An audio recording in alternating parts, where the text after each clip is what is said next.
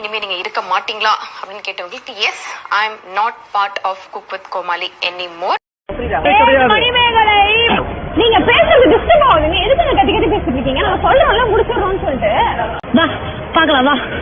இதெல்லாம் வந்து எப்படி இருக்குன்னு கத்துக்கோங்க முதல்ல, சரியா? உட்காந்து நீங்க வந்து காமிக்கிறீங்க, அவ்வளவுதானே? பெரிய இது மாதிரி ஓவரா பேசிட்டு இருக்கீங்க.